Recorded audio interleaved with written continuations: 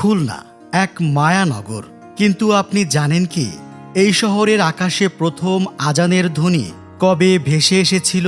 কোন মসজিদের মেঝেতে প্রথমবার নত হয়েছিল মুসল্লিদের কপাল? আমরা অনেকেই তা জানি না, কারণ সময় ধীরে ধীরে সেই স্মৃতিকে ঢেকে দিয়েছে। আজ আমরা হাঁটব শত বর্ষ পেছনের খুলনার পথে। চলুন শুরু করি ইতিহাসে যাত্রা। শান্ত শহরের পথ ধরে হাঁটতে হাঁটতে পৌঁছে গেলাম কেডি ঘোষ রোডে। খুলনার প্রথম সিভিল সার্জন কৃষ্ণধন ঘোষের নামে রাস্তাটির নামকরণ করা হয়। এই রাস্তার এক পাশে চোখের সামনে উদ্ভাসিত হল অনন্য স্থাপনা টাউন জামে মসজিদ, খুলনার প্রথম মসজিদ। সময়ের নীরব সাক্ষী হয়ে দাঁড়িয়ে থাকা এই মসজিদ শুধু প্রার্থনার স্থান নয়, বরং খুলনার ঐতিহ্য আর অতীতের এক জীবন্ত অধ্যায়। এটাই খুলনার প্রথম মসজিদ। এখান থেকে খুলনার মানুষ প্রথম শুনেছিলেন আজানের ধ্বনি। দর্শক, চলুন মসজিদটি ঘুরে দেখি, সেই সঙ্গে জেনে নেই এর ইতিহাস। সদর খুলনার টাউন জামে মসজিদ প্রতিষ্ঠিত হয় 1856 সালে। খুলনা জেলা প্রতিষ্ঠার উদ্যোগ শুরু হয় 1882 সালে, যখন কলকাতা থেকে 3টি গেজেট নোটিফিকেশন প্রকাশিত হয়। জেলা প্রতিষ্ঠার 2 বছর পর 1884 সালে গঠিত হয় খুলনা পৌরসভা। মহকুমা সদরের প্রতিষ্ঠাকালে মির্জাপুর মাঠ সংলগ্ন এলাকা থেকে কিছু পুরনো বসতি ও সম্পত্তি অধিগ্রহণ করা হয়, যা বর্তমানে জেলা প্রশাসকের বাসভবন এলাকা।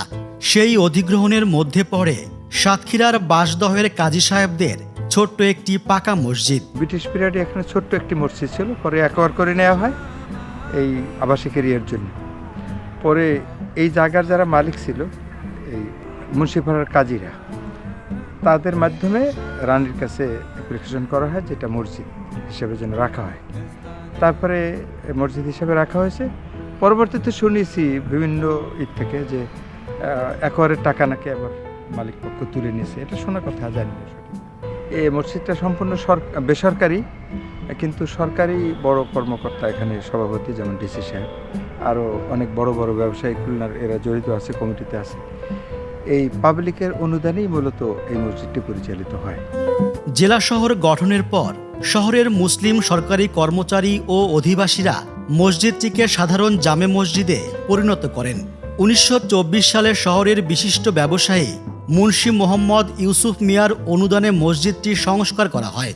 সময়ের সঙ্গে মুসল্লির সংখ্যা বাড়ার কারণে সেই সঙ্গে স্থান সংকুলান না হওয়ায় 1940 সালের দিকে মসজিদের পাশের ফাঁকা সরকারি জমি বন্দোবস্ত করে সম্প্রসারণ করা হয়। শহর খুলনার আদিপর্ব গ্রন্থে এই তথ্য উল্লেখ করেছেন লেখক আবুল কালাম শামসুদ্দিন। মসজিদের এখন যে কাঠামো দেখা যায় সেটি কিন্তু কয়েক দফা সংস্কারের পর হয়েছে।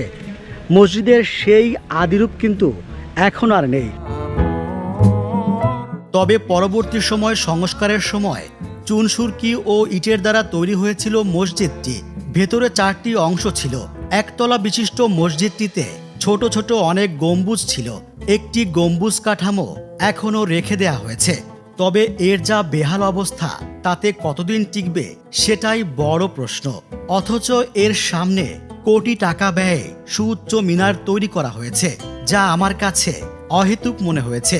এর চেয়ে জরুরি ছিল ঐতিহ্য ধরে রাখা। 80-র দশকে শেষবার সংস্কারের সময় মসজিদের ছোট ছোট গম্বুজগুলো ভেঙে ফেলা হয়। সেই সংস্কারের সময় মসজিদটি দোতলা করা হয়। আগের একতলা ও বহু গম্বুজের আভিজাত্য হারিয়ে যায়। পুরনো গম্বুজের নীরব সৌন্দর্য আর ফিরে আসে না, শুধু অদৃশ্য স্মৃতিতে বেঁচে থাকে। আমার অনুভূতিটা আপনার কাছে বলি যে এটা হচ্ছে আমার খুব পছন্দের মসজিদ এবং খুব ভালো লাগে এই মসজিদে নামাজ পড়তে। এই মসজিদটা হচ্ছে ভিআইপি মসজিদ, অর্থাৎ ভিআইপি নামাজ পড়ে, তারপর গরিব যেমন রিক্সাওয়ালারা, তারপর ভিআইপি আলারা সবাই এখানে থাকে, উপস্থিত থাকে।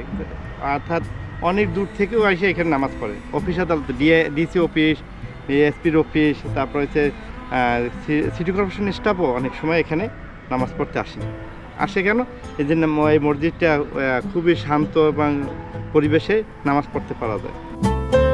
শান্ত ও নিরিবিলি পরিবেশে অবস্থিত মসজিদের সামনে একটি মাঝারি আকারের খোলা মাঠ রয়েছে। মসজিদের সামনে স্থাপন করা হয়েছে সুন্দর একটি গোলাকার অজুখানা, যা স্থাপত্যের সৌন্দর্য বৃদ্ধি করেছে। আগে পাশেই অবস্থিত পুকুরে অজু করতেন মুসল্লিরা।